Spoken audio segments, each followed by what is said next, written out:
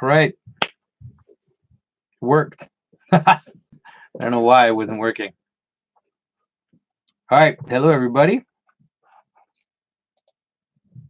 So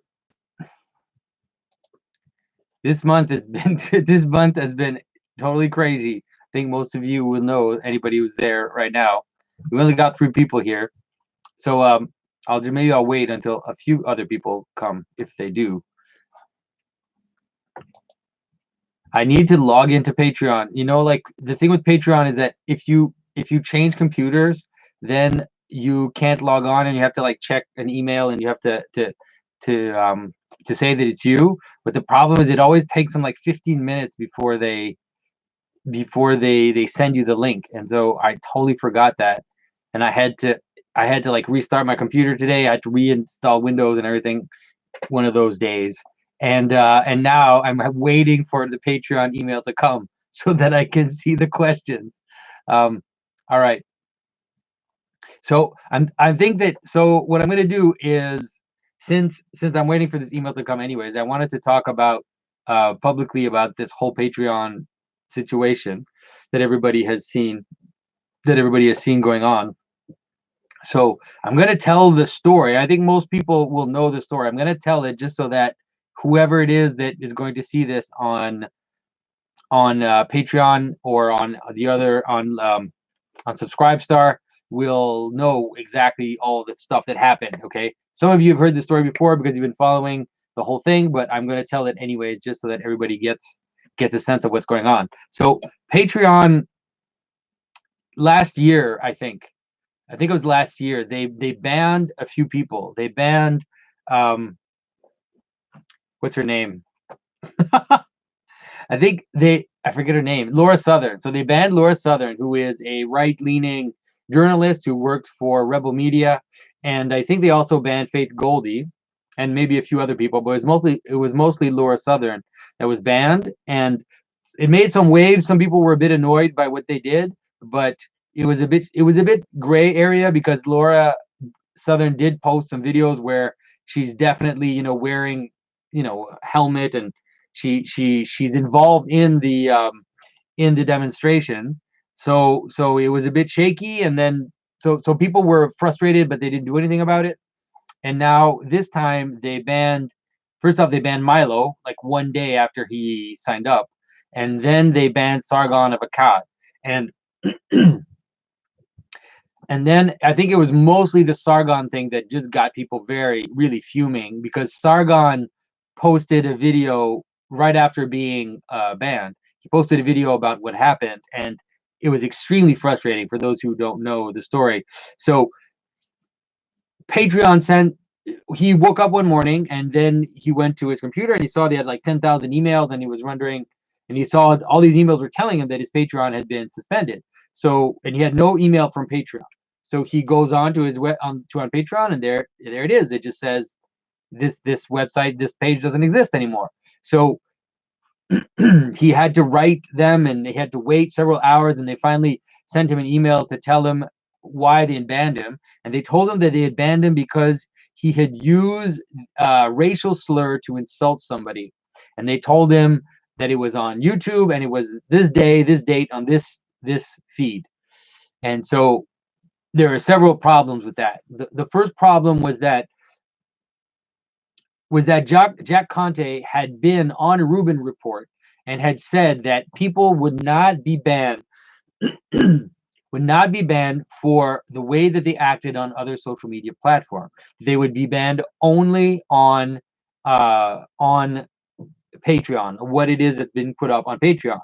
And he also said that people would not be banned for their political opinion, but would be banned only for what he called, manifest observable behavior, which ironically very strangely spells MOB, mob. So that was the reason why people would be banned. So now we have this first problem, is that this didn't happen either on Sargon's channel, nor did it happen on Patreon, but it happened on some other small channel, I think, that had like 4,000 subscribers, and that's where he used that racial slur. Second of all, the context in which he used the racial slur was that he was speaking to extreme right, kind of alt-right type people. And what he was doing is he said, you guys are white, N-word, whatever. And he did it in a way to flip it on them. He said, the way that you're saying that blacks are, the way that you're saying the way blacks act, that's the way you're acting. And so he was trying to flip the whole script on them, use words that they hate to insult them, and also to say to kind of flip the racist card back on them. And so, I mean, you could disagree with what he did. You could find that it's too extreme, that it's, let's say, that it might not be the best strategy to use, and that it might be too offensive. Sure, you could agree, but it was still not done in a way that was, let's say, it was a way to flip racism against itself. So the context was really important in what he said. So that's the second part. And so the fact that they banned him from Patreon, which means that they removed his livelihood. Patreon basically manages people's livelihoods. When you go on Patreon, you are giving them the mandate to manage your money. You're giving them the mandate to manage the relationships between the people who like what you're doing and are giving money, as well as and yourself. And so that's the trust that we have in Patreon. And now Patreon is banning him for that specific reason. So now people were extremely upset. And then since then, also, people have been showing that there's plenty of places on Patreon where the N-word is used as a racial slur, that there are podcasts on Patreon that use those types of words. There are other people on Patreon that have as crazy a thing as raising money to commit suicide, people who raise money to overthrow the government, all kinds of crazy things. Antifa's on Patreon. And so the fact that Sargon was targeted was obviously because there was someone there who didn't like him. Maybe someone who is already coming out of Gamergate, who was in that crowd. And so then what happened is that it was kind of like the straw, the final straw, and people just started bailing from Patreon. And so what happened is, on my Patreon, I was really annoyed, and so I was very frustrated. I saw that Sargon went to this new website called Subscribestar, so I said, all right, I'll go to Subscribestar, I'll set up Subscribestar, and then I'll slowly inform people on Patreon to move platform. And so I go to Subscribestar, and then the people who are more active on social media, who maybe follow me on Twitter, follow me on Facebook. I forget how many people moved. Let's see. So not that many people moved. Like the 30 people moved. Okay, so 30 people left Patreon, went on Subscribestar, and I'm like, okay, we're gonna do this progressively, get everybody to go. But then within like 2 days, Subscribestar stopped giving out PayPal payments. And so that means that for me, for example, I'm in Canada, and so that means that I need to get an international bank transfer in American funds, and so I need to figure out how to get that into. I mean, they probably could help to do it, to get that into my account. So first of all, that's really expensive to do that transfer. Second of all, it was very suspicious that just a few days after this happened, all of a sudden PayPal pulls out of Subscribestar. Then the day after, Subscribestar stopped taking subscribers and stopped taking payments, and so that's it. So it's like it's frozen, and so many people jumped from Patreon to Subscribestar, and now Subscribestar is frozen. And so we have this exile from Patreon. I would say I lost about maybe 15-20% of the donations on Patreon. And then I was able to obviously catch some of those people on Subscribestar, but I caught less than half, let's say, of the people moving out of Patreon, because Subscribestar basically stopped. And so some people weren't able to make it, or some people were just frustrated and never transitioned. And so that's where we are now. It's very, very frustrating, that this situation is happening.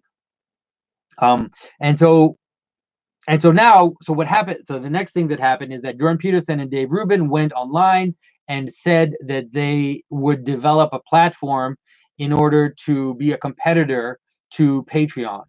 And so some people got excited about that. I have to be totally honest with you. I did not get that excited about that. And so I wrote Jordan right away and I said, Jordan, I understand that you want to put up this platform. You know, I, I trust you for sure. I trust you, but I don't think it's you. I think it's the financial institutions. And so even if you do set up a competitor, what do you do if PayPal and the others won't help you make those financial transactions? And so Jordan answered me and said that he might not be able to get PayPal, but he said for sure Stripe would support them. And so I don't know, like I don't know who he's in contact with.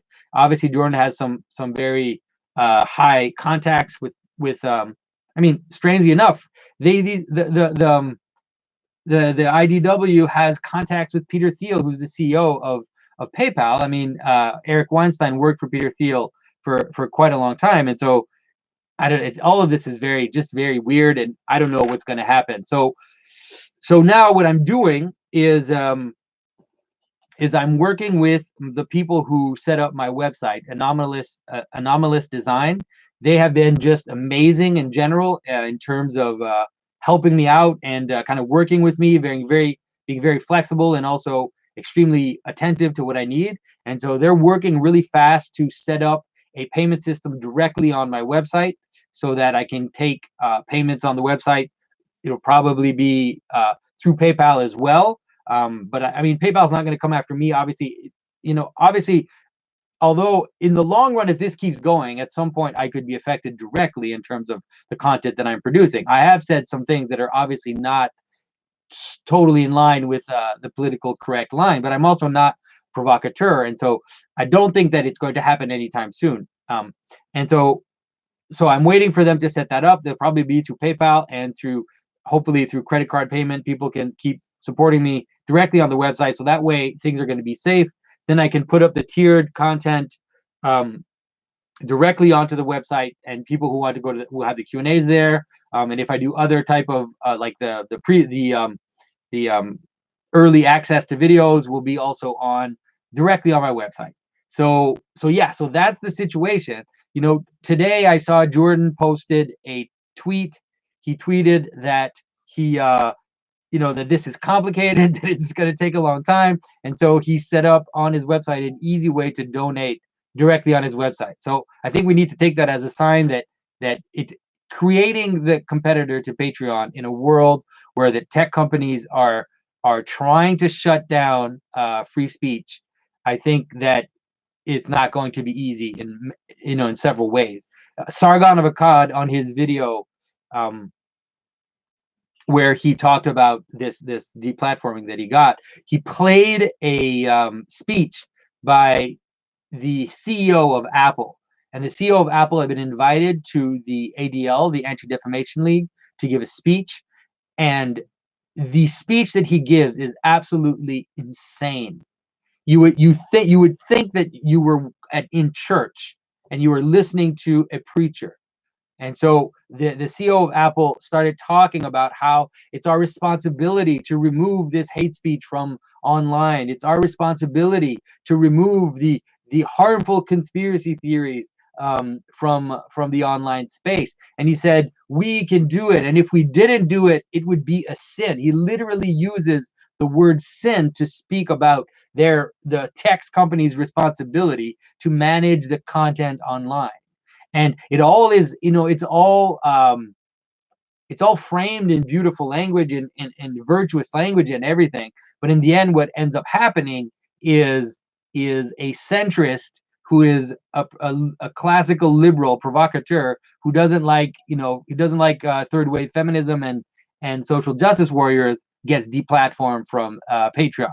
That's the final result of what he said. And also certain Christian groups, certain more traditional groups who advocate for traditional values are already being purged from the internet as we speak. I've been told about certain groups, for example, certain groups that that encourage traditional family, who also want to talk about people who had, you know, alternative lifestyles, who then find a more traditional lifestyle, and how they were able to be transformed to follow those traditional lifestyles. Those channels are being purged, just basically erased from the online space. And so there's all kinds of things going on. So that's the situation with that. Let me just see. So I have not yet gotten that Patreon. All right, so how about this? I'm gonna read. I think there were a few Subscribe Star questions.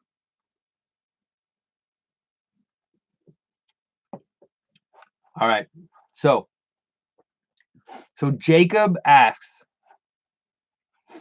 is this Jacob Russell? I don't know, because I don't know the Subscribe Star people. They don't use real names, so I don't even know who it is. That's a good idea. It's a good idea. You guys, if you guys want, you might be able to. Let me answer these two Patreon. Let me ask you let me answer these two Subscribe Star questions, and once we're done, if I didn't get this Patreon email yet, you can just ask questions here in the chat as well, because we don't have that many people in the chat. I kind of figured we'd have less people in the chat. We're getting close to Christmas, so people are busy. All right, so Jacob asks. All right, so it is Jacob Russell. All right, Jacob asks, can you describe the meaning of a blessing and a curse? I'm thinking specifically about Isaac blessing Jacob instead of Esau, but I'm also trying to wrap my mind around something like a blessing from a priest. Okay, so the notion of the blessing, okay, has to do with, first of all, it's analogically related to the idea of the logos in the beginning of time that creates the world. So that's what it's analogically related to. The blessing is like a lower version of that, and it has to do with the idea of how human beings participate in the way that the world lays itself out, and they participate in a manner which is, let's say, the holier you are, you could say, or it could also be the more powerful you are, let's say in a negative sense, the more that you are capable of affecting the world through your speech, through the way that you speak it. It's not just affecting, but it's like affecting and participating in the world. There is a scene in The Matrix which I've always liked, and it's the scene where the Oracle is saying things. I don't forget what it is, and then she tells him, "Don't worry about the vase," and he says, "What vase?" He turns around, he hits the vase breaks, and she says, "That vase," and then she says something like, what's really going to start messing with your mind is if you ask yourself, if it would have happened if I didn't tell you that it was going to happen. So that starts to mess with your mind. And so the idea is the relation in a blessing, the relationship of causality of someone who's blessing is difficult to totally understand, in the sense that it's in a way, it's both a causing and a participation in the way that things are, because the person who is capable of blessing is acting as a principle, as a principality. Remember I told you about the principality? And so the father, the priest, the king, the authority, or the spiritual authority, like a prophet, someone who has spiritual authority, or it could be temporal authority as well, or it could be familial authority. That person is, by being the principle of a group of people, then that person can have an effect on the way that group is going to lay itself out. But if it's properly done, that effect is also in line with the way things should be. So it's not like there's a contradiction between the way that things will unfold and the fact that someone speaks it into being. That's going to be really hard for people to understand. it's also the problem of the way that people understand agency and understand freedom. People who have this idea that God could have created the world in any way that he wanted to. It's like, no, God couldn't have created the way any way that he wanted to. God created the world out of his own being, and that world is the world. And so the world is the reflection of God, and God's will is in the world, and then things lay themselves out. So the laying of itself out in the causality of the world, that is the mirror of God, and it is the way that the world the you can find God in the way that the world lays itself out. And it doesn't mean that you abstract the causality that's there. So the idea of a blessing, of someone, let's say, speaking a blessing on their child, or on their wife, or a priest blessing a person, when it's effective, especially when the priest is a holy person, especially when the prophet is connected to reality, connected to God, then those two things, the speaking into reality and the unfolding of reality, are like the same thing. They go together.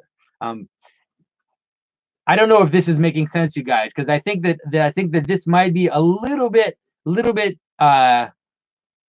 I might be pushing you a little bit further than what I pushed you until now with this type of thinking. So this might be something that is a little difficult to understand. Hopefully that's good enough for now, at least. All right. Okay, so Jacob also asks, using the terms, phrases, and ideas you express in the Rebel Wisdom interview, as well as the symbolic language you're known for, how would you articulate what the good news is to recovering atheists? Well, that's interesting. I mean, I think that if I try to speak, let's say, in kind of say language that can be understood by atheists, or by post-atheists, or recovering atheists, the good news is I mean, it's the same good news that Christ said. The good news is the incarnation. It's Christ in the world, it's Christ in you, it's Christ hidden in creation. It's basically the idea that the world is full of meaning. The world is brim full of sparks of light, and that if you are aligned properly, if you are looking in the right direction, if you are worshiping the right God, if you are celebrating the right thing, then in that celebration, in that participation, then you can participate in the meaning of the world, and you can be lit up by those sparks that you encounter in all of creation.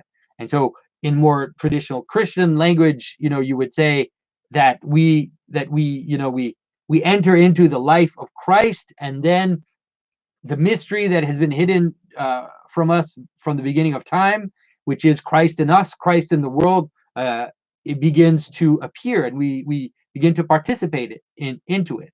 And so that, to me, that's the good news. That's the good news of Christ. That's what it's always been.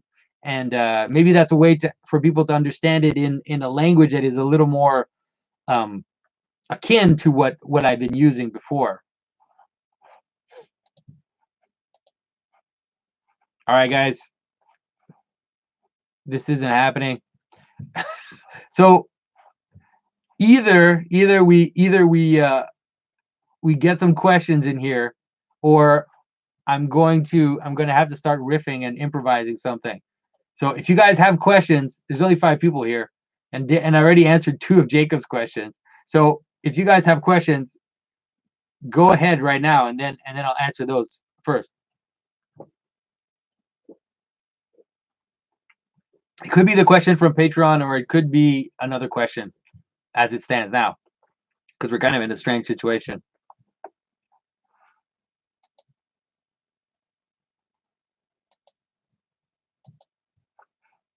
We're literally, lol, only 200 characters. You can put the questions in 2 posts if you want. That's totally fine. Also, it could help you not to ask complicated questions, Jacob. Go for it. All right, Adam Shillard. Oh, you guys can access my Patreon and I can't. That is hilarious. That is hilarious. I didn't even think of that. All right, let's do this. Okay, so Adam Shillard asks, you've said Christianity has in itself the instructions for its own revival. Can you go more into that? Yes, yes, I think that he had talked about the fact that Christianity has in itself the story of its own demise. And so that's the first important thing. The idea that Christianity, that you have to understand the story of Christianity kind of playing out the story of Christ.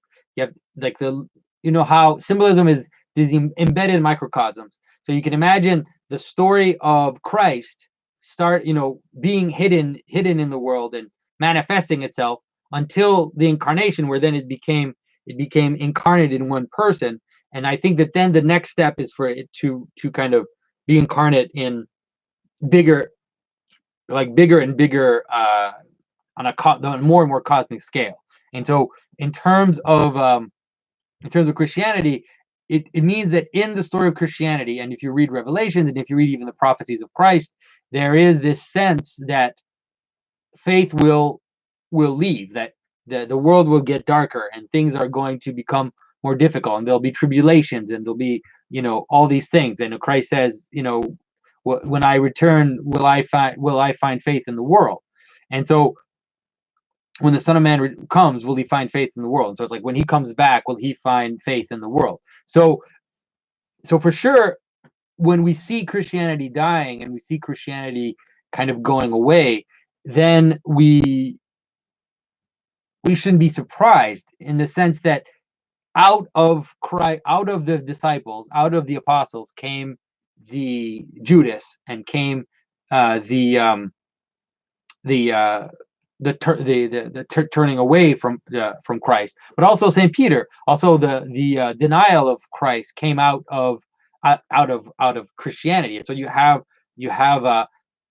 Saint Peter, who denies Christ. You have Judas, who betrays Christ. And so those two things were part of the story. And so the question is,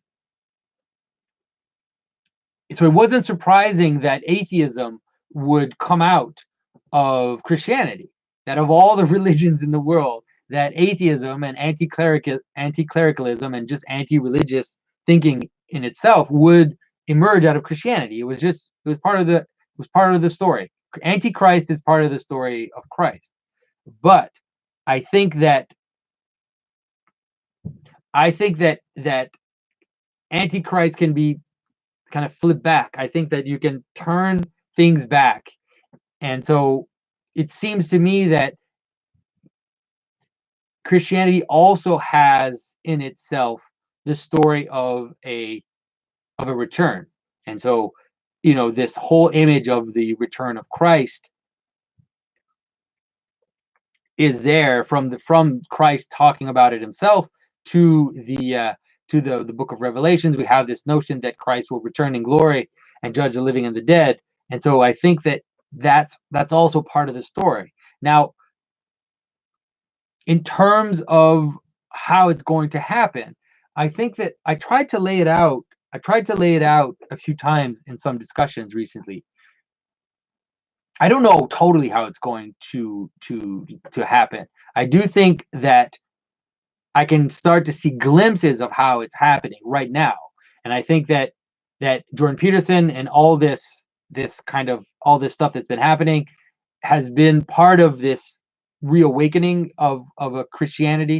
And I think it kind of goes something like this, where that discussion that Jordan had with Dave Rubin and Ben Shapiro, and I talked about it on the Rebel Wisdom video. I think that you can see it happening there. It's like, once you reach a fully, biological reduction, what happens is you can no longer ignore certain parts of the world. Until now, what people have been doing is saying, okay, we're going to reduce everything to this scientific level and this biological level, and we're going to do this in opposition to religion. We're going to say religion is stupid. What's really smart is science. Science is really smart, and scientific reasoning and biology and physics and all these things, they're really smart. And religion was just a really stupid thing that happened, and that we're getting away from. But it's like, okay, but once you've totally, in theory, gotten away from religion, and you've reduced everything to these material causes, you have to then explain religion. You can't just toss it, because you want everything to fit in the material sphere. It has to, or else you're missing something. And then when you try to take religion and then you try to fully explain it in terms of just material causes, then it flips. It flips back, because, and we're seeing it happen now, because all of a sudden Jordan Peterson will say something like, well, there's the spirit of masculinity that animates the production of hierarchies, and the fact that we choose certain males to be at the head of social hierarchies, and then they end up having more power and also can mate with more females. And so this thing happens, and it grows and it grows, and then out of that biological thing comes out a figure of the ideal male, and then that figure gets projected up into heaven, and then that figure up in heaven becomes something like the Father, Heavenly Father. Okay, and it's like, okay, you've done that, but then all of that you have to then it flips, because it's like, why is all of that is happening? Because that's a description of how reality works. That's how reality lays itself out. And so the pattern of masculinity, which brought about this image of God the Father, that pattern of masculinity is real, and it's an underlying structure which manifests itself, and then it becomes, and then you can see analogically, then that's one of the underlying structures of all of reality. And so the fact that this image of God the Father emerged is because this image of God the Father is the best way to understand how reality works. It's the best way to describe to human beings just how the whole thing works. So now you've taken it all back, but then what happens is it flips, and then all of a sudden things start to come out. The religious perception all of a sudden starts to manifest itself again, because you see it happening. I don't know if that makes sense. I hope it makes sense. Let me see what you guys are saying about this. All right, you guys, I got the email, so I just got it now, so you don't have to be pasting these here anymore.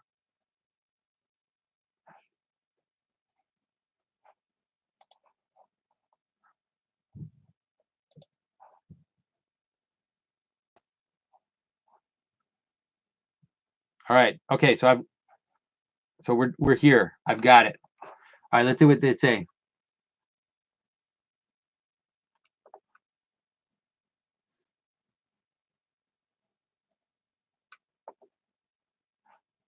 All right, so those were okay. So you're just posting questions. All right, you guys don't have to post questions anymore.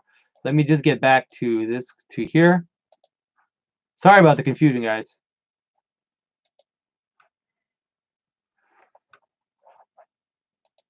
All right, here we go.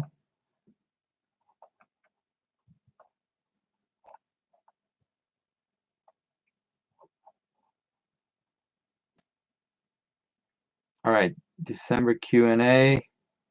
Question for December Q&A. All right, okay.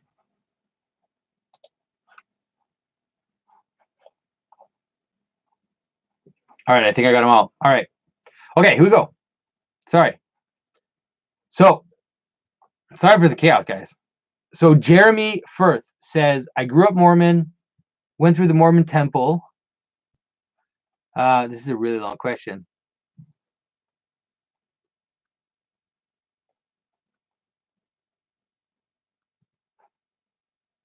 Okay, so how do I explain to my friends and family in a succinct way that I believe in religion, but that I don't think heaven is a literal place? Seems very nuanced, and that I'm playing word tricks to an onlooker. I'm having a hard time articulating that obviously Santa Claus is real. Obviously Santa Claus exists in a way that makes sense and doesn't make me sound crazy. Any advice? Man, I'm gonna say that it's tough. I think it's tough that if you're trying to explain it to Mormons, I think it's really tough because uh, Mormons do believe in that God. I mean, I don't know. This. I'm not a Mormon, but what I understand of Mormon teaching is that Mormons do actually think that God is is like on another planet, or that something like that, or that when you die, you go to this planet in the cosmos, and that you're kind of on this planet, and then you can also you can become a god, and then you can create a world, and then those people are going to go on planets. And so it's it seems very materialistic, at least in my perception. I don't know if that's totally a good understanding of it. um but I think that the only way, I think, to help people understand that heaven isn't a literal place in the sense that it's a place like your house. Um,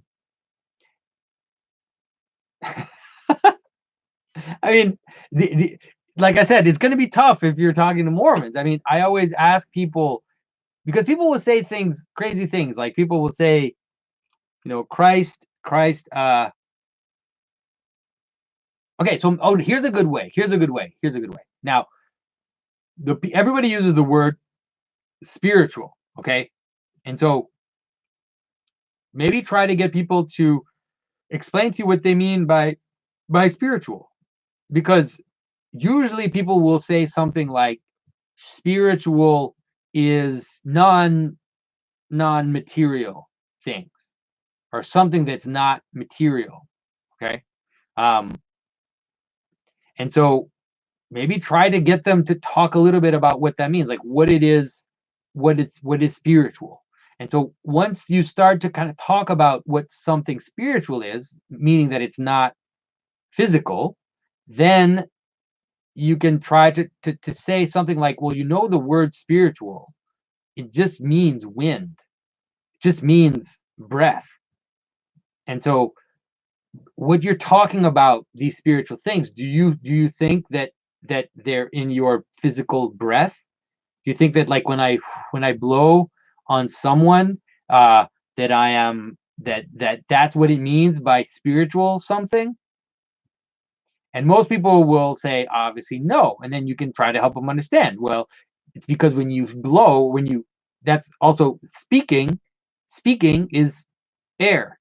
That's what it is. Speaking is an exchange of spirit, because I'm talking to you, and I'm not causing any physical change. I'm not beating you. I'm not giving you something. I'm speaking, but I'm affecting the world. I'm affecting you, your mind. I'm affecting our relationship by speech. That's spiritual. That is why we talk about spirituality being the way it is. And so heaven is the same. In the same way that you don't think that spiritual just means my breath, or it just means wind blowing.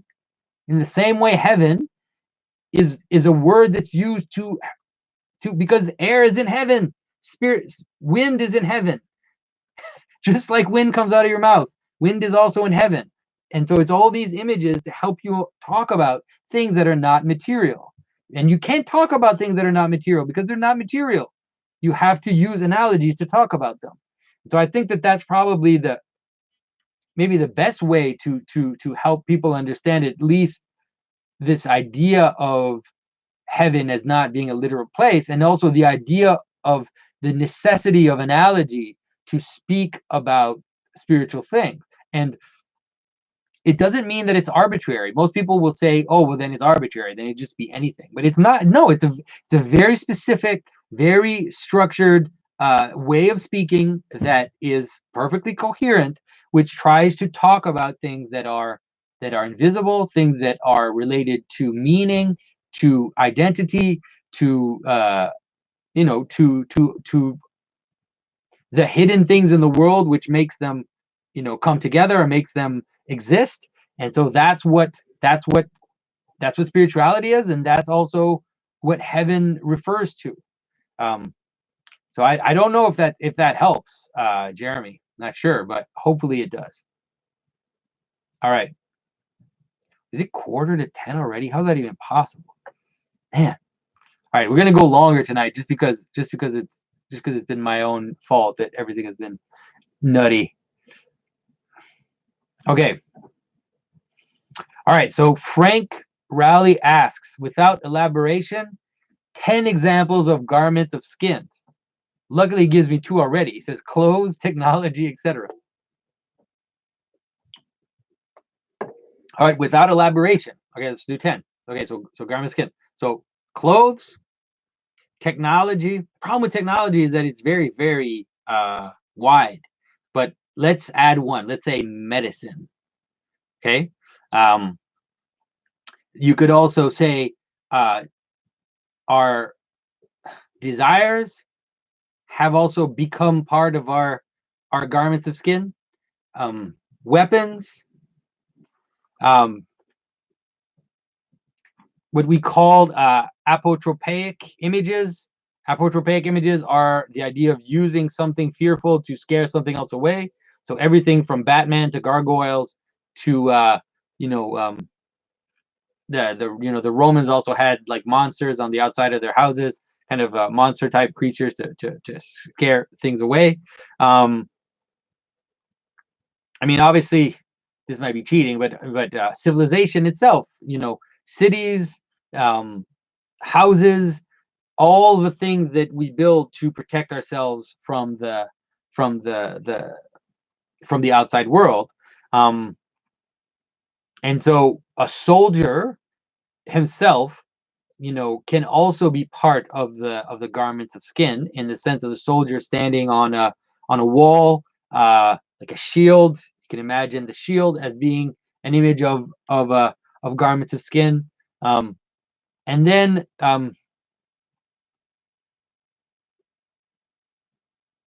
there are stranger aspects of the garments of skin, and I'll save those 2 for the last. Their parts of the garments of skin are also inversion, okay, and also I would say mockery. I put those 2 there. You said without elaboration, so I'm not going to explain them. All right. Okay.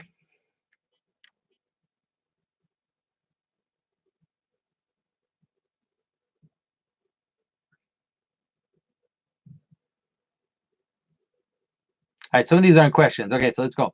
Okay, so Jeffrey Muter asks, oftentimes I catch myself speaking in a way my friends don't always understand. I've noticed this is when I mention a word when I mean its symbolic meaning, not its literal. They seem to understand it in an abstract way, but it's almost as if symbolism adds a deeper layer of complexity to our language. If we were to call this symbolic language, what is everyone else speaking? I think you're right. I think that the difference between symbolic language and the language that is used by modernity, and also the and this is, you guys, you're going to struggle with this as you start to discover symbolic language. I would say that I've spent a large part of my life trying to find ways to talk about this so that people wouldn't mistake what I'm saying. Sorry. Most people do think that, let's say, symbolic language, we talked about this problem of the metaphor, the idea that people think that metaphors only refer to more abstract things, let's say, or that we moving into from reality or concrete reality to abstraction, that's the way to move, let's say. That's the way to go. And so whereas in symbolism, what happens is rather a kind of diving in and a a noticing of the analogies. And so when we use a word in symbolism to refer to something which is invisible, we're using it analogically. That is, it's not just a code, it's not just arbitrary, and it's not just referring to something which is more abstract, but it's almost as if it's an instantiation of the thing we're pointing to. It's an actual instantiation, and that's how symbolism works. And so, for example, if I talk about, let's say, a tree as a symbol of order, okay, a symbol of ordering principle, or a symbol of the manner in which the world is ordered in microcosms, right? In a pattern of fractals. And so you say, I use the tree, but the tree is an instantiation of that. That is, it's not arbitrary. It's not just a fun metaphor. It's not just something witty, or some interesting image that I use to represent something. No, the tree is an instantiation of that structure. So it is an actual fractal, and so to use that as an image to help you understand, the deeper reality, it's because it's an instantiation of it.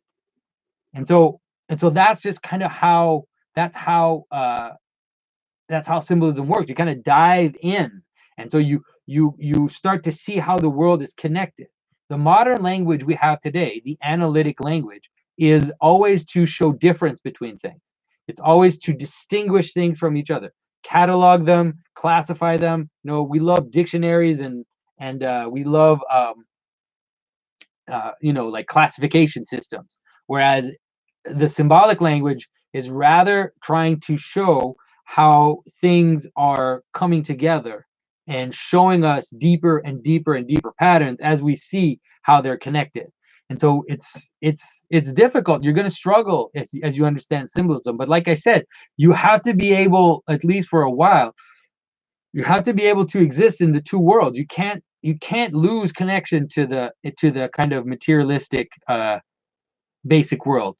You have to be careful, because if you do that, you're going to look absolutely insane, and people are going to think you're crazy, and they might be right to think that you're crazy. So you have to be able to continue. Like I've told you guys several times, I usually don't talk about this stuff, in everyday life, because I know people don't understand, and if I say certain things, I'm gonna sound crazy. Like with some of you guys, I'm sure that some of you follow me carefully. There are some things that you may have heard me say, let's say the first time you heard some of my videos, which just totally went right over your head. It's like you didn't hear it, it didn't even register, or you were just like, what is he saying? Like, why is he saying that? And then going back and listening to them, maybe now, like after a year, after several months of listening to some of my stuff, you're like, okay, yeah, that's why he said that. That's why he. And so it's like so you have to understand that it's really difficult to talk about this stuff. So yeah, so Jeffrey, I'm sorry that you're suffering from this. All right, so Gavin Doughty asks, in last month's Q&A, you said, if I can paraphrase, that in everyday life, our esoteric language often has to break down to make way for simpler language. Oh, they're just talking about that. For simpler language that accommodates our experience of the mundane and those with less education. But you obviously still believe in transmitting the faith to, as it were, simple people in a profound and complex way, or you wouldn't love the liturgy. So if in general you believe in this sort of accommodation within the church, why not for the liturgy? Okay, so this is the thing. This is the difference between, there's a difference between enacting symbolism and explaining symbolism. Those two things are very different. So you can watch a movie, you can watch a Marvel movie, or you can read a Batman comic book, and you can be completely absorbed by the structure in it, because it is coming close to the structure of reality. So you feel completely like enlivened by the structure. You feel completely pulled into this structure, but you don't have to understand it. You don't have to to be able to analyze why it's doing what it's doing. And so that's why liturgy, and that's why in a traditional world, most people would never explain symbolism the way I'm doing. The reason why I need to explain symbolism is because we've gone so far away from a normal way of engaging with the world. It's almost like what I'm doing is you know might be something of a scandal. The fact that I'm explaining this stuff. Normally, we in a normal world we would just be participating in it, and then you would receive your intuitions at the level that you can kind of receive them. So the liturgy is very different because it isn't an explaining of the symbolism; it's a participation in them.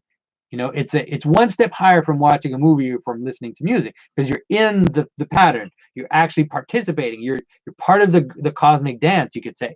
And so it's very different than explaining. You don't have to explain that to people.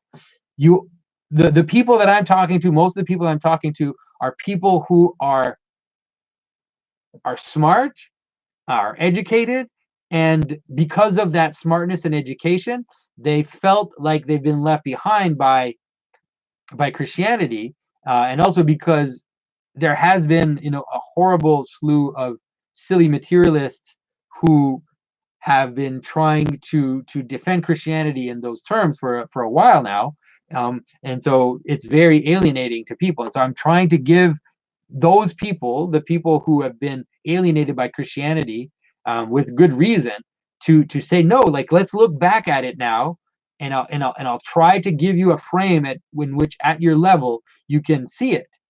And just the other people, the people who are stuck in their frame, it's like, don't just don't listen to them, or don't engage them even, because there's no point in convincing someone who there are some people who will never understand symbolism ever.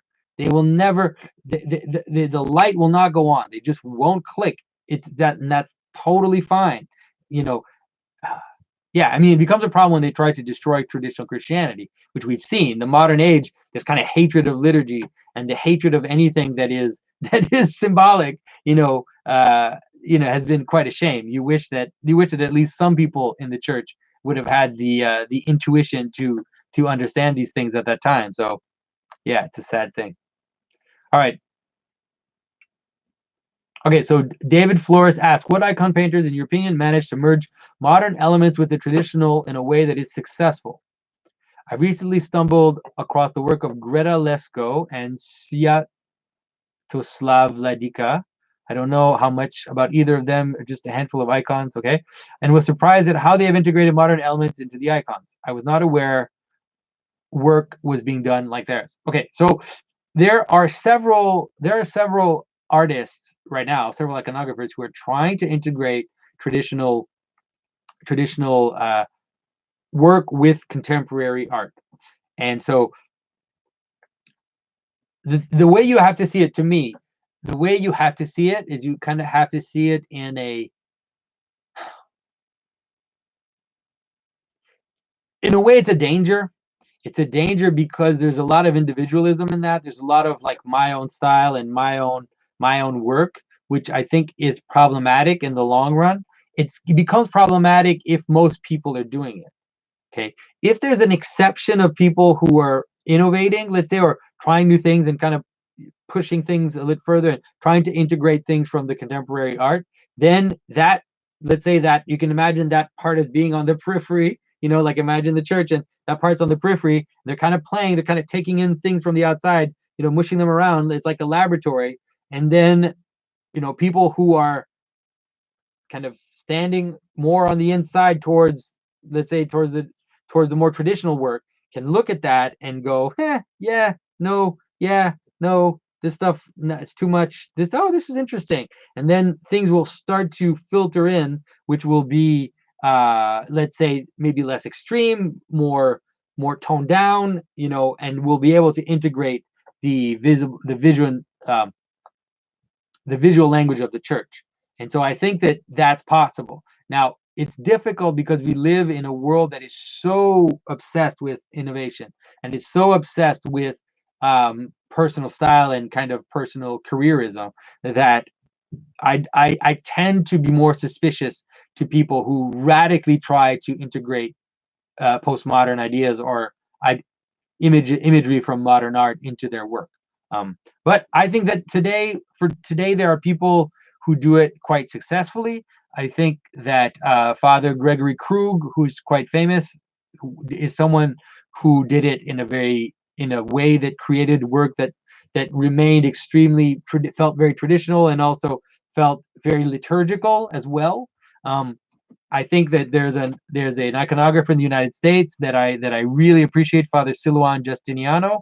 I think that he is doing exactly that. He's bringing in some color, ways of looking at color, ways of looking at space. That I think are very successful in his work. And then there are others who I think are just going way too far and are just trying to attract attention to themselves. And I think those I have a problem with them. Um, Jesse Blaney asked, what is the difference in the theology of dreams and prophecies in the Orthodox tradition compared to Protestant? Also, have certain icons or stories be prophetically received? Um, the thing with Protestant vision of theology or of dreams and prophecies is that when someone asks me, like, what is the Protestant vision of dreams and which of the thousands of denominations are you talking about? I don't know. Like I don't know. I think that some Protestant strains, like more Reformed or more Puritan, tend to be quite opposed to prophecies and dreams and miracles and all that stuff, whereas some other groups, like Pentecostal type groups today, they have no problem with that. In the Orthodox tradition, I think that there's no problem with the idea of dreams that could have meaning, or people uttering prophecies, or operating certain miracles. That's not at all a problem. You know, I think it always has to be framed within the sanctity of the life of someone. And I think that might be the difference between some even um, Pentecostal type vision of it, is that it's holy people who do that. Like, it's holy people who utter prophecies and will also have miracles or will have important dreams. Let's say the holier you are, the more those are clear and are worth trusting. And so that so you and so there's a relationship between the transformation of the person and the capacity to do that.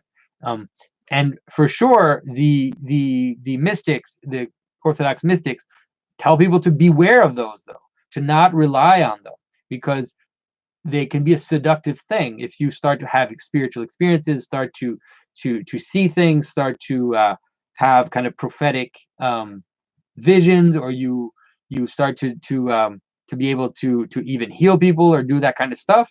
Then you can think that you've made it, that's the point, right? That's the purpose, and be kind of pulled away from that. And so the mystics actually tell people to just ignore that stuff, to not bother with it. It's like, oh, you have mystical visions, you can see prophetic things, yeah, just ignore that stuff. You can you can do miracles, and that's not the point. To keep moving, don't stop at that. And so that might be maybe the difference between Orthodox. But there are plenty of stories of prophetically received things in the Orthodox Church. There is, for example, a prayer, the Trisagion prayer in the Orthodox faith, that it says, "Holy God, holy mighty, holy and immortal, have mercy on us." Okay, so that prayer is something we say all the time. We say that prayer all the time, and the tradition is that it was a young boy in Constantinople, was it in the 4th century, the 5th century, who during the liturgy was taken up into heaven, had a mystical experience with it during the liturgy, and then kind of announce this prayer to the church, you know, and he told the church what he saw in his experience, and right then and there the church received that prayer, and it became part of the liturgy. And so, I mean, I don't know what it was. I don't know exactly what happened. I don't know. It's hard to imagine that situation, uh, happening today, but it is part of our tradition. Those types of events are part of our tradition. There are other moments in the Orthodox tradition where people, or groups of people, for example, in a church, where the whole church has a vision of the Mother of God holding, holding a veil and protecting Constantinople. Or, for example, there's a tradition of Saint Nicholas of Mosaic, where the entire town had a vision of Saint Nicholas, who was holding a sword and the church, and it was a sign that the church would be protected from invaders. And so, yeah, all those things are can happen. But the thing is, they're not that. That's not the point. Like, that's not what this is about, and we have to be careful not to be too attached to those types of events. All right, hope that helps.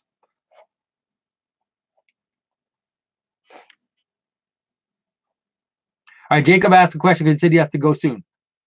All right, Jacob gets priority because he runs the Facebook group. All right, I'm gonna have to go soon. So my wife and I are very interested in iconography now. She's began painting a few. You mentioned somewhere about iconology. Are there some good books about this or talks? I would say, in terms of iconology, there are several resources. I always tell people to read The Meaning of Icons. I always have it here. This book right here, The Meaning of Icons by Vladimir Lasky and Leonid Uspensky. This is a great book. This is definitely, everybody who's interested in icons should read that book. I love Vladimir Lasky, as some people know. You can also go on the Orthodox Art Journal, which is free, and you can read I've written several articles on iconology on that website. There's also another website which is amazing, and it's called Icon Reader, and it's an anonymous person who is basically just goes through all the icons and just kind of explains what's in the icon. He just said these are the elements in each icon. Here he just explains them, where they come from, in terms of if they refer to scripture or if they refer to tradition, and how it comes together. So that website is really a very valuable resource, and I would suggest people go through it if you're interested in that. All right. So Vladimir Basiu asked, you happen to know why JBP is so rarely seen in conversation with scholars or educated and articulate people of the Christian conviction, with you being the delightful exception? I don't totally understand that.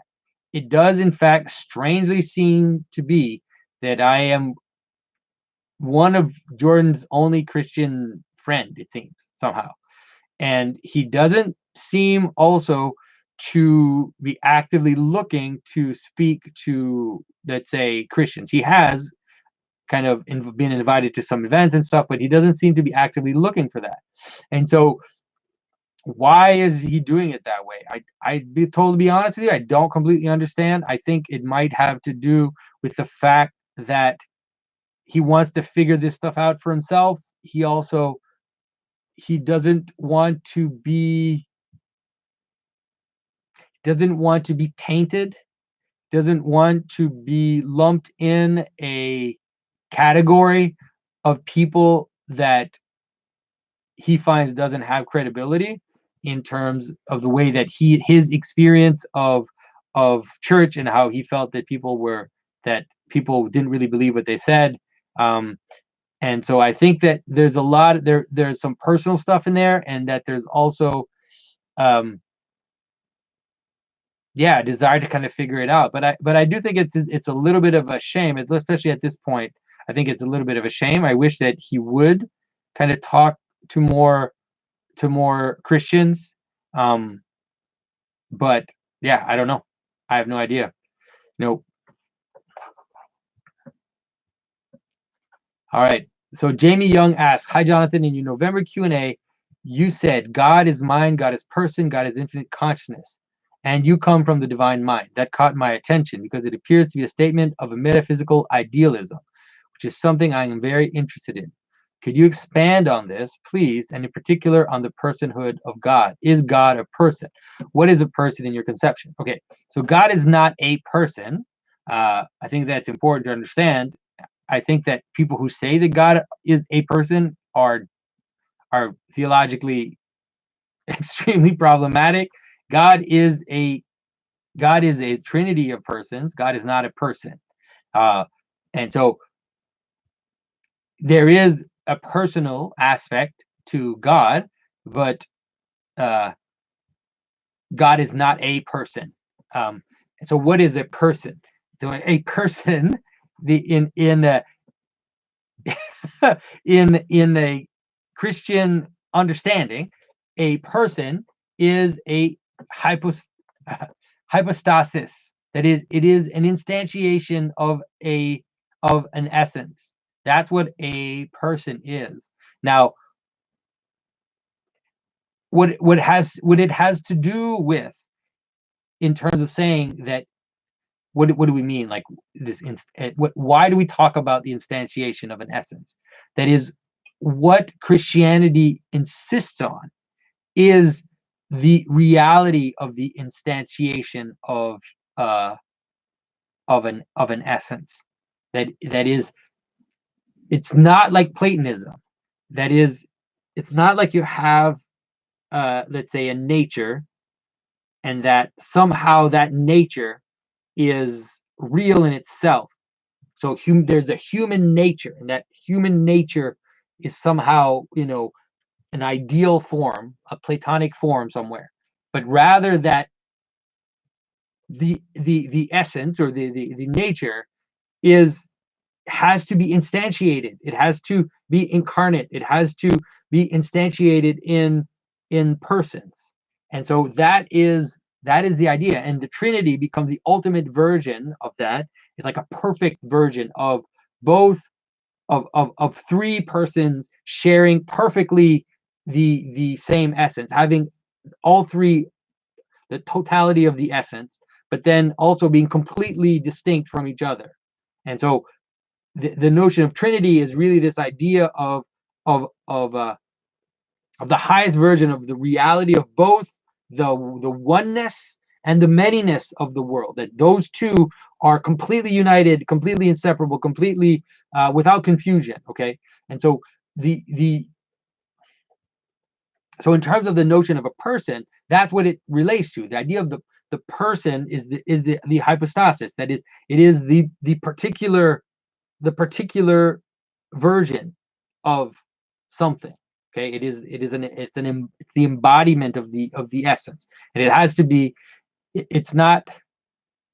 There's no other way, really. Those two things, the essence and the embodiment, one reveals the other. You could say it that way, and so you could say that Saint Maximus talks about how, in the spiritual life, as we start to see the essences, like as we start to see the divine sparks or the logi in creation, then as we see the logi kind of separate themselves from, let's say, their instantiation, we notice that no, there's no contradiction, that in fact they participate in each, it's not like they're opposed, but rather the one is the seed of the other. Like one is what is making the other exist, but that fact means that there's no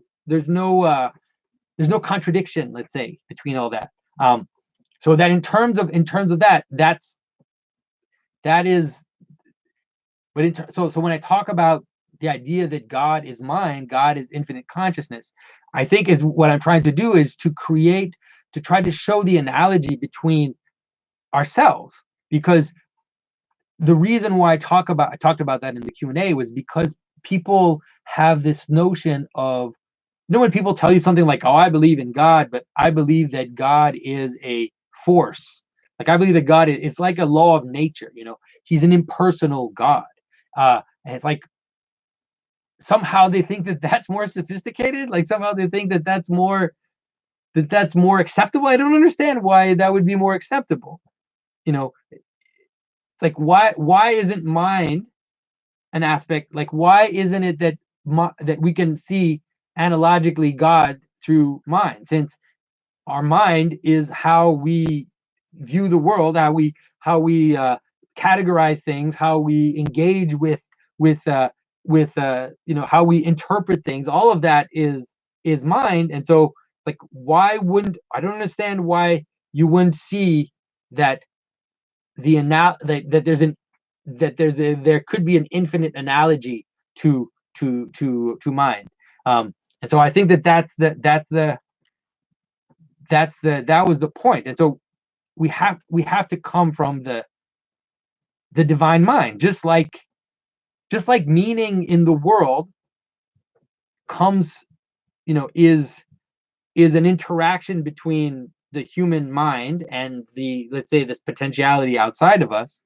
Just like that, so too, there is a metaphysical version of that. There's a version as to how that becomes an analogy for the totality of things. And so that's the divine mind. And that's where names, like on earth, names come from our naming things, pointing things, and pulling them out of the potentiality, saying this is I always use the same example because it's right there. This is a microphone, this is a screen, this is a person, this is a color. So that's that thing.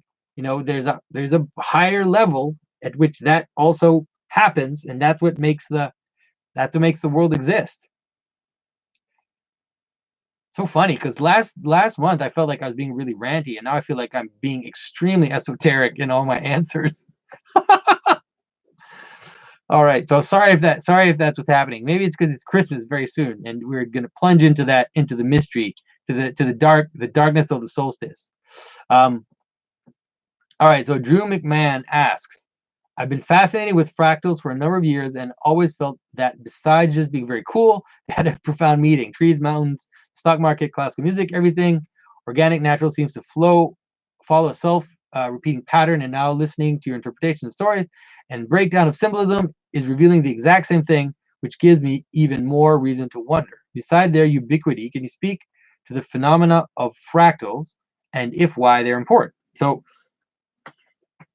I think we need, like, if we take fractals at a larger sense, like not just necessarily the mathematical formulas which have discovered fractals in the mathematical world, let's say, the notion of fractals is important because it shows us it. When I talked about symbolism, I talked about how things are instantiations of themselves, like at a deeper and deeper level. And so that's when you see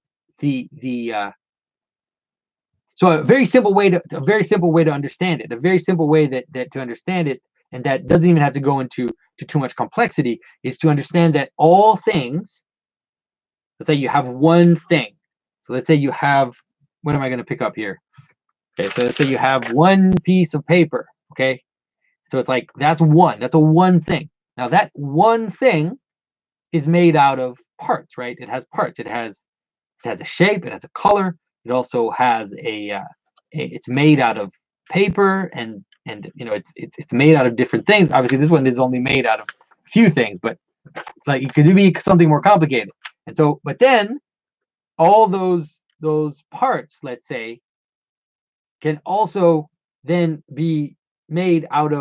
often be made out of other parts, and so it's like things kind of keep becoming smaller and smaller. And so it's like there are parts within parts within parts within parts within parts. Then you can still see the one. So I could put this piece of paper in a stack of paper. Then I could say it's a pad, right? And then I could, and you could take this pad, bind it, put it on a shelf, and you could say that's a library, and then you could keep going. And so it's like each level follows the same rule. So as doesn't matter how high you go to being itself, and then you start coming down, and then at all the different levels of being, you're going to have something that's one, and then something that's multiple, and it's just going to keep going like that. And you'll have these little hierarchies that set themselves up, like right down to the smallest possible denominator. So it's like that's just how reality works. So that's an example of a fractal structure, but it's the same with other patterns. So other patterns will appear. The best patterns, they appear at macro levels, and then they appear at micro levels, and everywhere in between. And so they just kind of keep being boxed into each other. I hope that helps. All right. All right, let's see. I think, actually.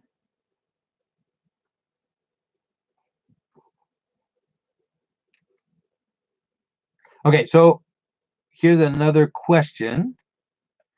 Laura Gilles asked me, I was interested in the idea of vocation. Does everyone have a particular vocation ordained by God? Wow. I've always assumed that by uncovering your gifts as given by God and using them to further his kingdom, that we all rightly have an option to discover and follow our calling. This does not mean that everyone does that, just that it is offered for all to pursue. Also, that it might appear risky to pursue a calling, but perhaps it is riskier not to pursue a calling. Buried talents. You have obviously pursued a vocation, so I really value your thoughts on this. Were you ever scared? Did your experience in Africa change your ability to take risks? Okay, so there's a lot of questions in there. Does everybody have a particular vocation ordained by God? I would say, I think that the best way to say it is this way. I would say that everybody has the vocation to manifest Christ, to manifest the Logos, to participate in the Logos, and to manifest the Logos in the world.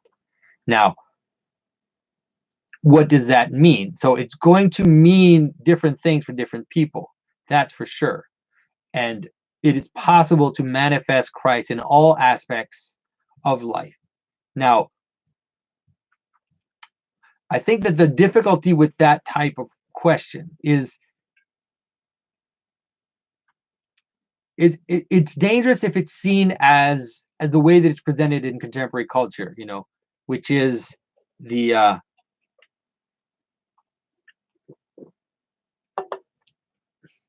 which is kind of like the dreamer version of that, like I have a calling, like a and it's like this intense thing, and I think that the intensity of that, let's say, I think first of all, it can be delusional sometimes.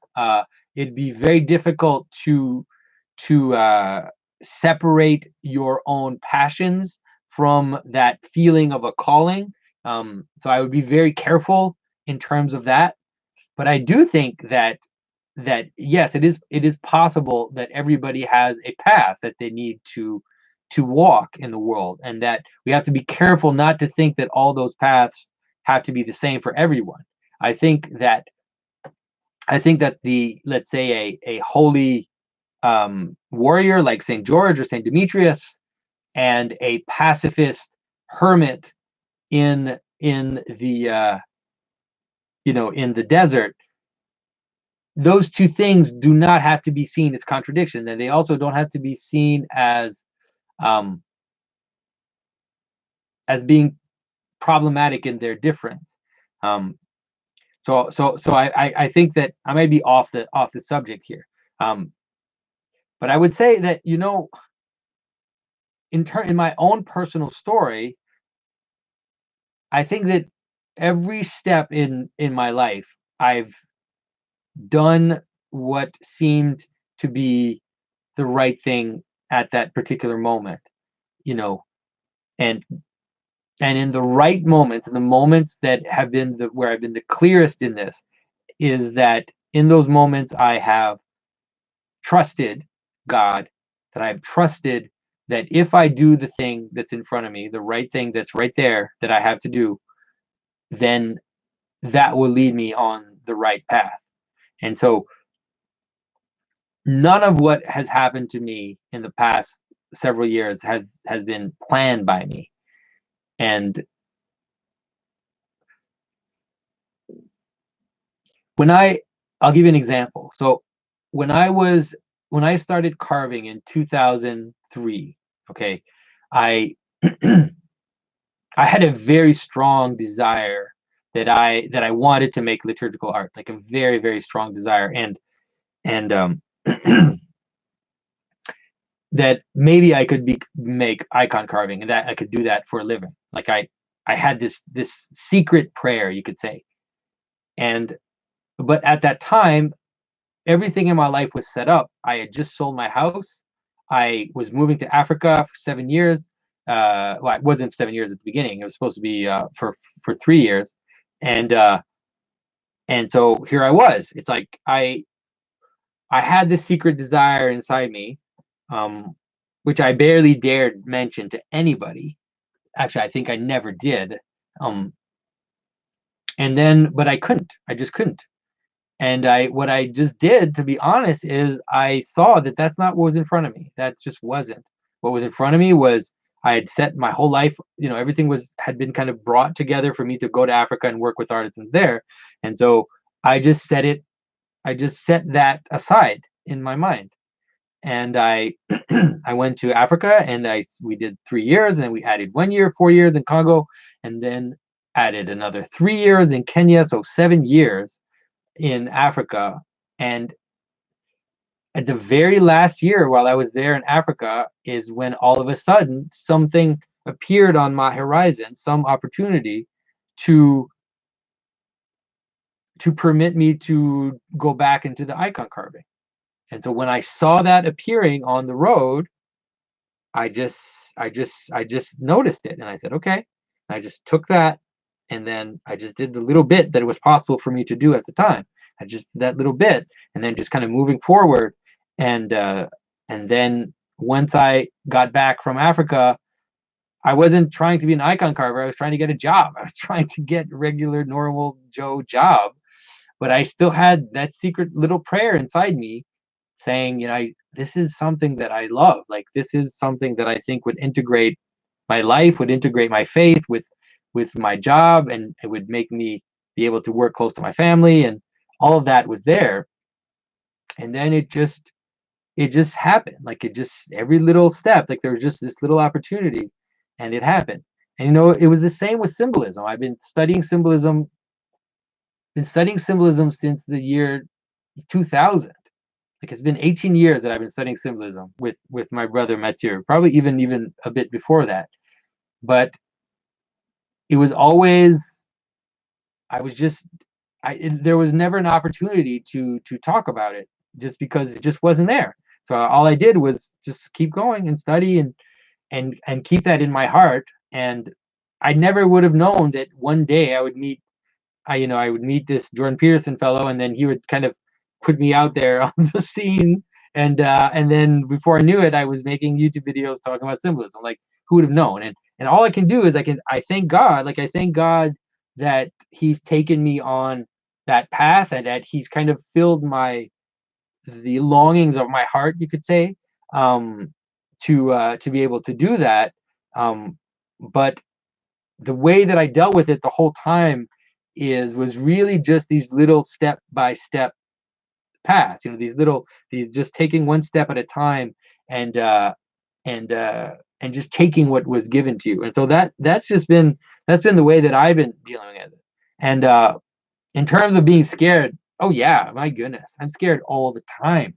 And I always know that I always feel like I'm the Israelites in the desert.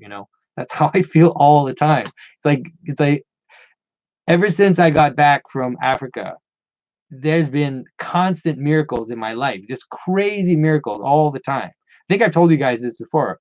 Um, we were dirt poor when we got back. We had been volunteers for 7 years, and we had two kids. My wife was pregnant, was going to give birth like 3 months. Was it 2.5 months after 3 months after we got back from Africa? It was like we traveled right on the date, the limit that you're even allowed to fly if you're pregnant. And so we got back in June, and she gave birth at the end of August.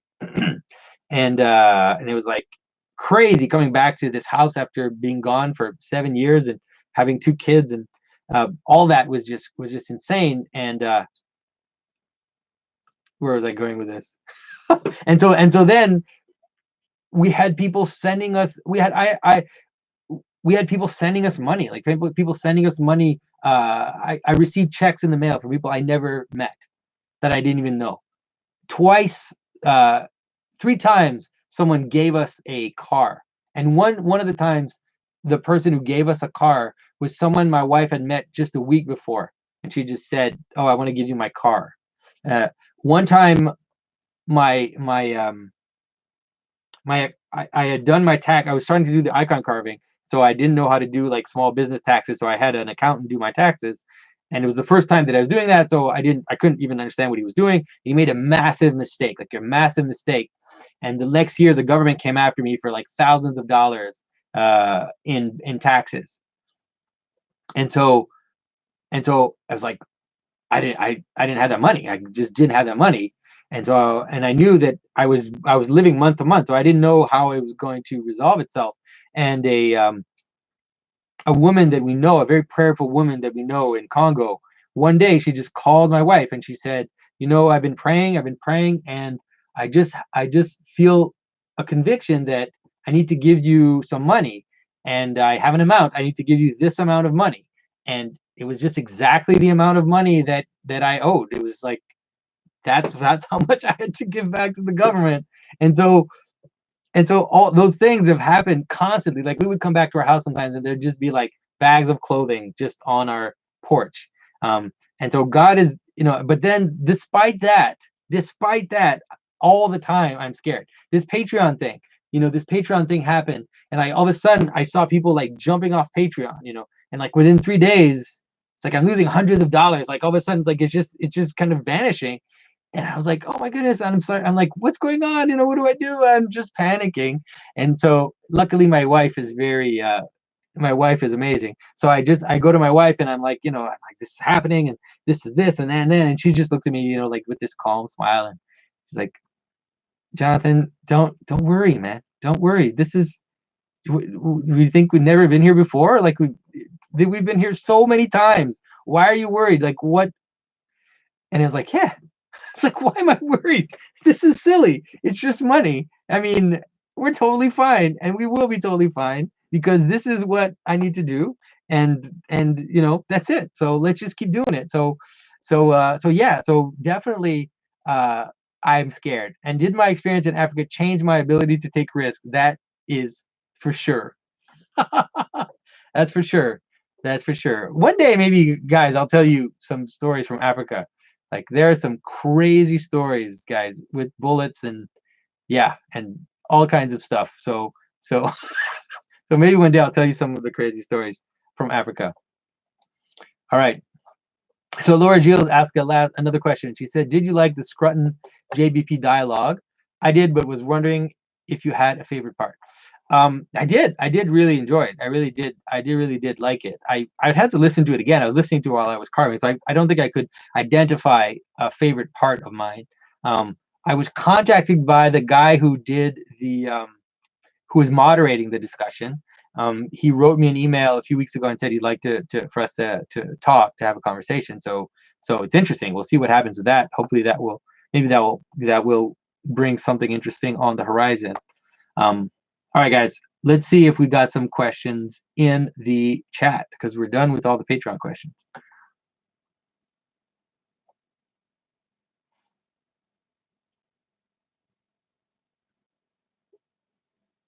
Hi, by the way, David Flores, thanks for making the effort of bringing all those questions into the chat. All right, let's see.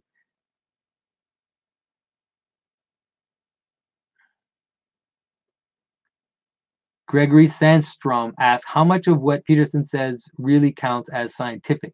He is vociferous in promoting evolution as a killer theory. There's also a claim of scientific theology on the other side." I don't know what you mean by a claim of scientific theology on the other side, but I think that Jordan has two aspects to him. I think that he has an extremely analytical um, aspect, extremely kind of scientific analytical aspect. But I think that he's also able to tap into the more symbolic kind of mythical structures of things. So that's one of the reasons why he's so interesting, is that he's able to navigate both at the same time. Like, for example, myself, I'm way more on the symbolic side and way less on the scientific side.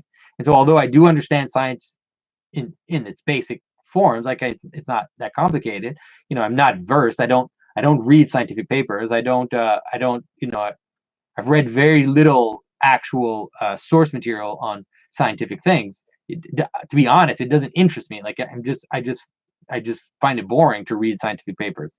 So I think that Jordan, just like his own theory about having one foot in, like, 1 foot in order and 1 foot in chaos, or 1 foot in order and 1 foot in potential. I think that just like that, he's his own way of living and his own way of speaking is always kind of like 1 foot in a kind of analytical, scientific world, and then 1 foot in a more, um, let's say, symbolic or kind of mythological world.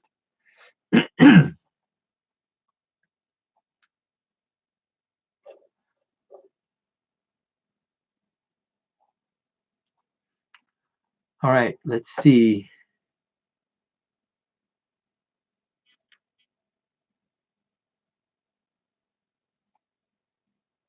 All right, I think we're done with the question. So yeah, so I just wanted to, few things, like, I before we finish, I just want to say that this has been a great, just crazy, amazing year, and I'm so grateful for everything. I'm just grateful for everything that's happened. I'm so grateful to everybody that's been supporting me, and also not just supporting me in terms of financially, but just all the amazing comments that people are writing in the comment sections on YouTube. I mean, like, the comment sections on the Symbolic World videos, I find they're just so amazing. Like, so many great ideas in there, and I always feel bad that I'm not able to get more engaged in the comment section on YouTube. Also, I peek into the Symbolic World Facebook group, and I just love to see kind of people engaging there and talking to each other and discovering symbolism and talking about Matthew's book, and then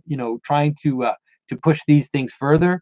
I have to say, it just really, I'm really grateful to everybody who's involved in this, and I'm also definitely grateful to God for just for yeah, just for who would have thought? Like, come on, guys, like, seriously, like, who would have thought 3 years ago that some of these things could be possible? Like, some of these discussions that are going around, whether it's our discussions, whether it's these discussion between Jordan Peterson and all these other people, just the level of discussion, the level of discussion that's happening is amazing. And also Paul Vanderklay, what he's doing, one of his last videos that he did, kind of interpreting the discussion I had with Rebel Wisdom, and then other discussions about Jordan Peterson. It was like, oh man, I was like, Paul, you've got it. You're just hitting that nail just nonstop with what you're saying. And so it's just exciting to see people kind of get it. And you can just see that spark, when people understand what it is we're talking about. Like, what is what are these patterns? Like, what is it that's going on? And so yes, I'm just extremely grateful, and I would just say, for all of you that are still that want to ditch Patreon and you haven't yet, I would just say let's just pause pause for a minute, and let's see. Like, I'm trying to get this website up as fast as possible, and so hopefully, I mean, the Matthew on on the Anomalist said that he's going to try to get it up, like, before the end of the month.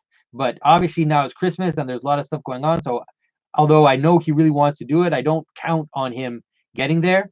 But hopefully by January we'll have a way for people to support me directly without having to go through Patreon. And once that starts to happen, then I'm actually going to tell people I'm going to encourage people to move off the Patreon platform for the video stuff, and come to the website. So just pay attention to that.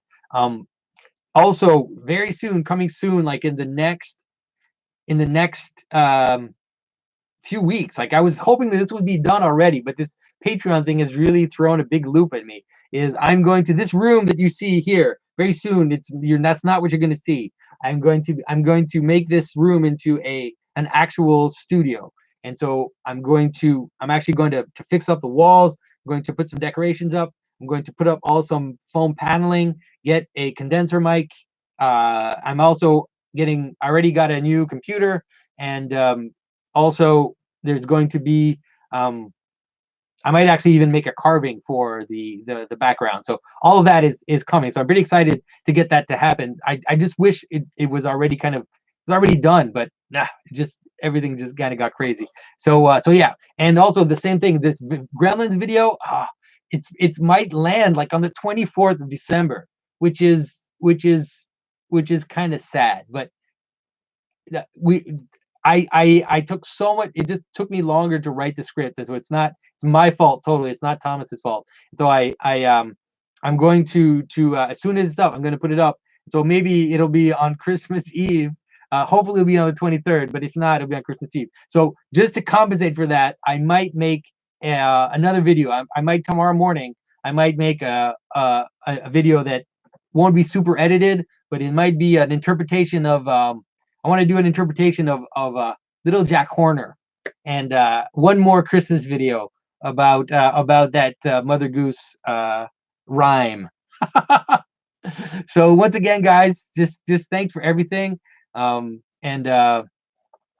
yeah. So I will see you guys very soon. So have a Merry Christmas, and Christ is born, and we'll talk soon, guys. Bye bye.